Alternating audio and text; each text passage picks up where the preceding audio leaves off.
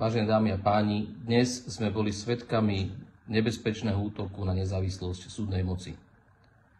Premiér Robert Fico na pôde Ministerstva spravodlivosti spolu s Tiborom Gašparom, ako aj s jeho poradcami Dávidom Lindnerom a Marekom Parom za prítomnosti ministra spravodlivosti Slovenskej republiky preberali pochybenie Najvyššieho súdu vo vzťahu k Marekovi Parovi.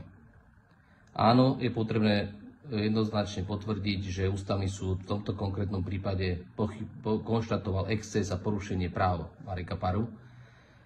A už aj pri tom jeho vzati do väzby som už ako predseda Slovenskej advokátskej komory protestoval proti okolnostiam, za ktorých k tomuto došlo, aj k prešetreniu všetkých okolností.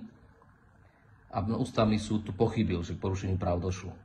Opakovane som hovoril, že prehnaná snaha po stíhaní zločinu aj za cenu skratiek a porušenia procesných práv nevedie k spravodlivosti, naopak znižuje dôveru spravodlivosti občanov a koniec koncov malo to aj neblahý vplyv aj na výsledky volieb, a videli sme to aj pri hlasovaní občanov.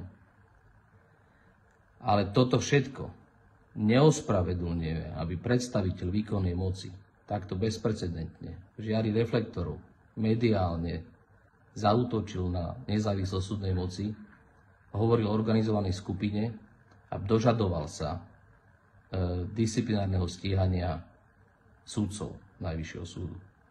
My tu máme procesy, nastavené procesy, ako sa majú naprávať pochybenia súdov a tie treba rešpektovať. Je to v záujme nás všetkých.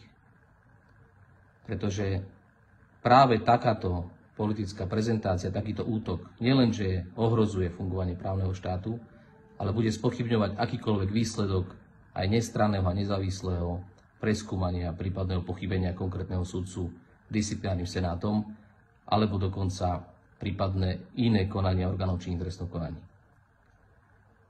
Robíme tie isté chyby, ktoré sme robili za posledné roky, a tie sa nám vypomstia. Preto žiadam Roberta Fica, aby sa ospravedlnil súdnej moci za takýto bezprecedentný útok, aby sa zdržal verejných výziev na stíhanie sudcov a označovanie existencie zločineckých skupín v rámci súdnej moci. Toto je neprípustné v právnom štáte.